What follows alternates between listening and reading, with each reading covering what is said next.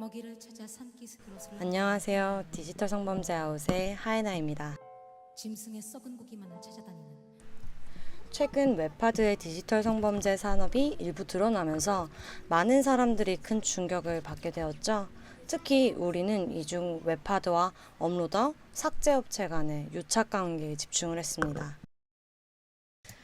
표준 국어 대사전에서는 유착이라는 단어를 사물들이 서로 깊은 관계를 가지고 결합하여 있다로 정의하고 있습니다.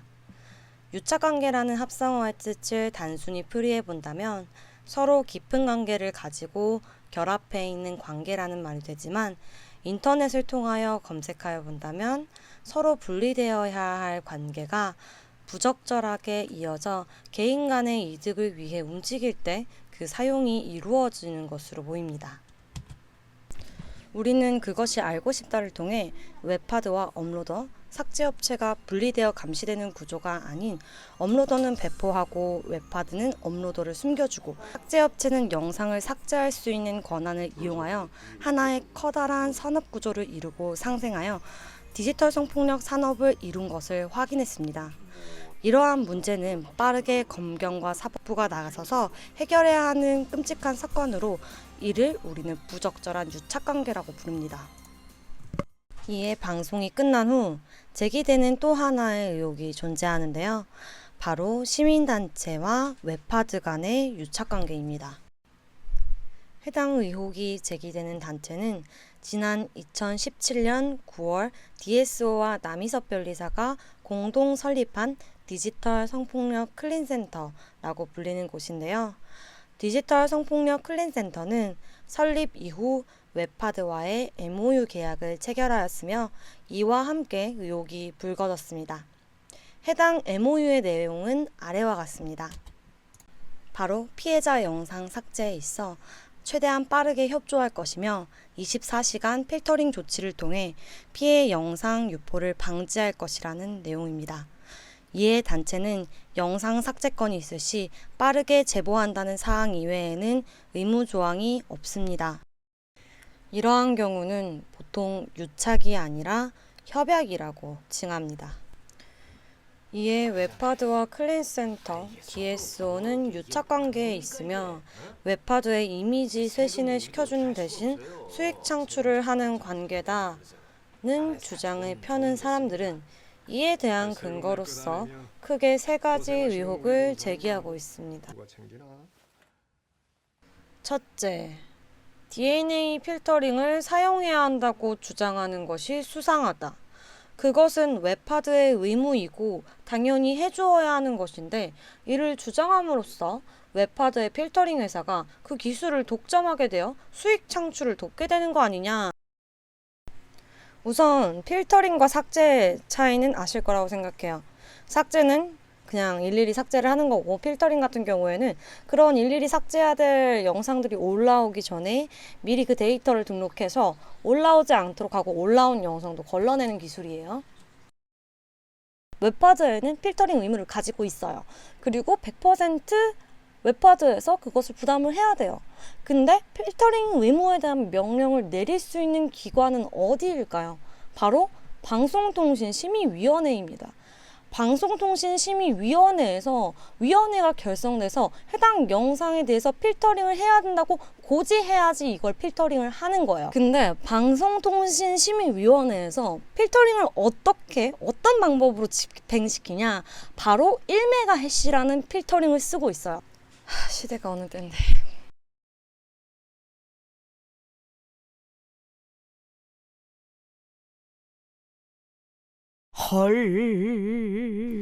사실 해시값 필터링 같은 경우에는 그 커다란 파일 자체를 일정 메가바이트로 압축을 해가지고 그 압축된 값이 같은 파일을 모두 걸러내는 기술이에요. 근데 이 해시값 필터링의 커다란 문제점이 이 영상 자체에 자막을 달거나 뭐 하트 무늬를 넣거나 조금의 용량 변화를 주거나 확장자만 바뀌어도 아예 바뀌어버린다는 거예요. 그거 조금 바꾸는데 1분도 안 걸려요. 방송심의위원회에서 필터링을 하는 명령을 내리는 데까지 걸리는 시간은 한 달 정도 걸려요. 1초면 해시값을 바꿔버리는데 그걸 한 달 정도 심의 기간이 걸려서 심의를 해서 필터링을 올리면 그냥 안 되는 걸로 보이는 거예요. 그리고 안 된다는 게 맞죠? 근데 웃기는 게 뭐냐면 저작권자의 경우 그런 방송통신심의위원회 절차 이런 거 없이 바로 필터링 요청을 할 수가 있어요. 그리고 그 필터링 요청에 응하지 않았을 때 웹하드는 처벌을 받게 돼 있어요. 그게 법이에요.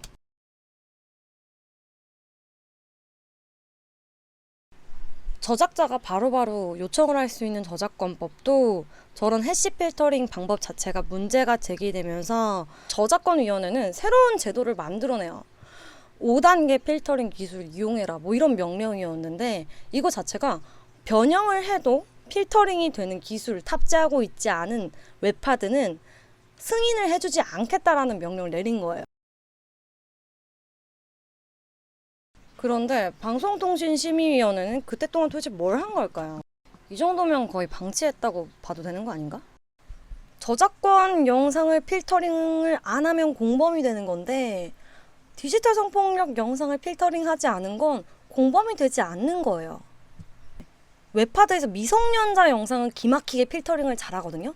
그게 왜 그러냐? 미성년자 영상을 올리면 공범이 되는 거예요. 아무튼 저작권 보호원의 감시를 받고 있는 필터링 기술을 사용하는 것 자체가 저희 단체에서는 피해 지원에 있어서 엄청 도움이 될 거라고 생각을 했던 거죠. 피해자 영상을 일일이 삭제할 필요도 없이 만약 피해자 영상이 유출되어 있는 걸 발견한다면 왜 필터링 조치가 제대로 되어 있지 않은지 우린 사유를 물을 수가 있고 혹시라도 필터링 회사에서 웹하드의 것을 제대로 필터링하지 않았거나 웹하드에서 필터링을 빠져나갔거나 하면은 저작권법에 걸려서 처벌이 될 수도 있다는 거죠. 왜냐하면 시스템을 빠져나간 거잖아.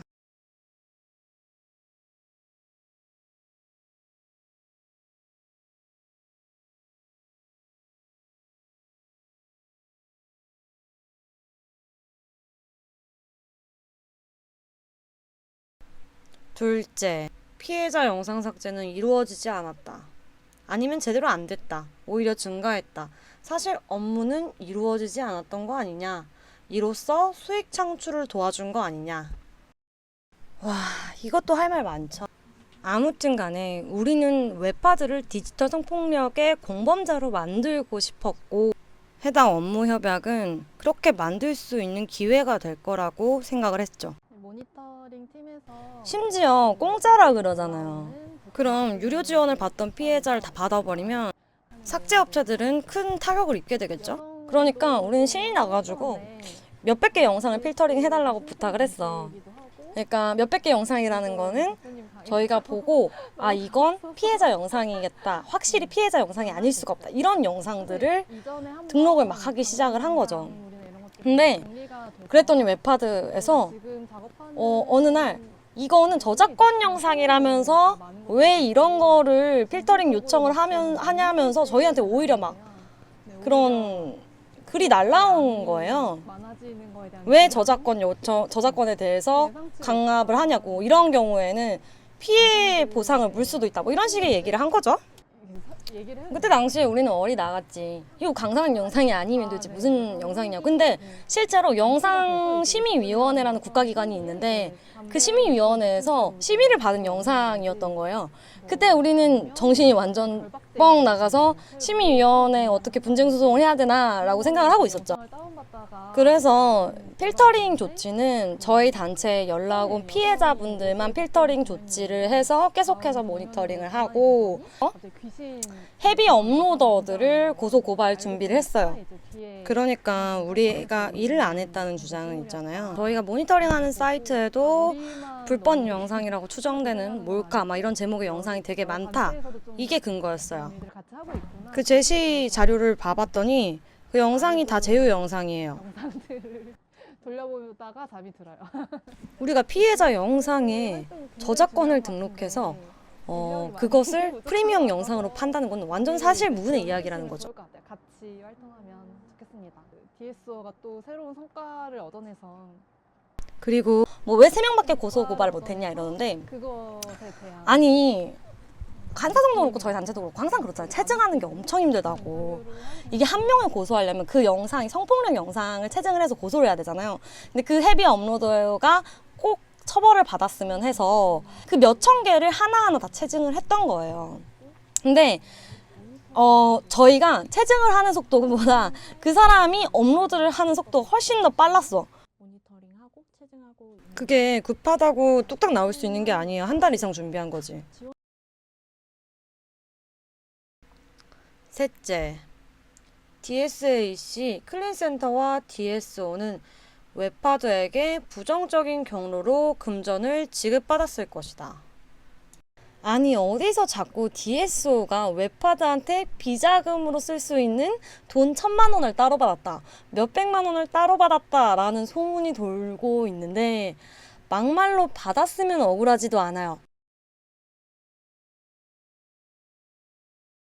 거짓말 치지 마라. 니네 600만 원 3번 받은 적 있지 않냐? 라고 말씀하시는 분이 있을 텐데 그거는 남희섭 대표 개인의 사비입니다. 그리고 단체에서 후원을 받은 거지 개인이 받은 게 아니죠.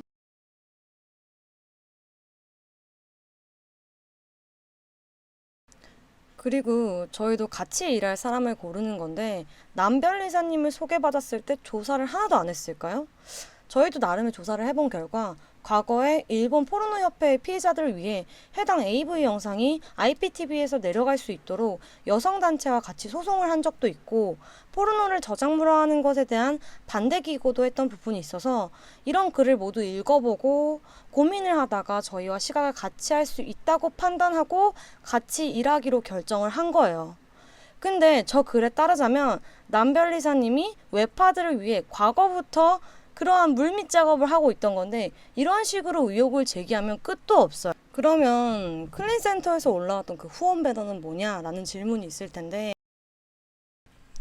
제가 아까 말씀드렸던 부분이 웹하드가 필터링의 의무가 있으나 피해자나 피해자 대리인의 요청을 받아서 하는 게 아니라 방심위 요청을 받아서 필터링을 해준다고 말씀을 드렸잖아요. 그렇다 보니까 걔네들 입장에서는 방심위 명령도 없는데 나름 선심을 쓰고 DNA 필터링까지 제공을 하는 게 후원을 해줬다 이거야. 지들이 싼 똥을 방심위에서 명령을 내려와 잠깐 치우는 신용만 했는데 특별히 너네 말 듣고 치워주니까 자기네들은 선심 쓴 거라고 생각을 한 거지. 좋은 이미지 남기려고 공용 서버에 있는 홈페이지에 허가도 없이 살짝 배너 올렸다가 일 터지고 알게 돼서 나중에 된통 싸웠어요.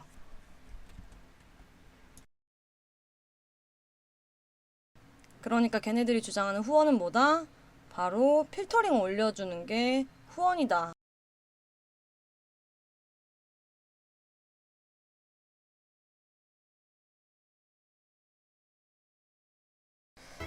저희 단체는 이렇게 크게 3가지의 의혹이 사실무근이라는 해명을 작년 11월경 업로드한 적이 있습니다. 하지만 의혹이 잦아들지 않고 계속 변질되고 가장돼서 여러 버전으로 퍼져나가고 있어요.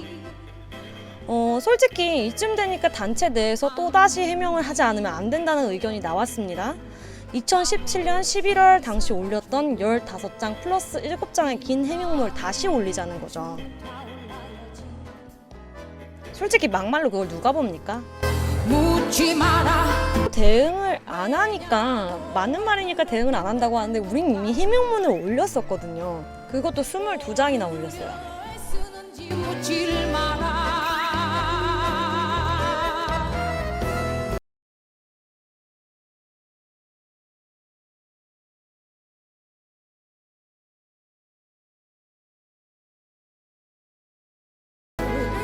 불타는 영혼을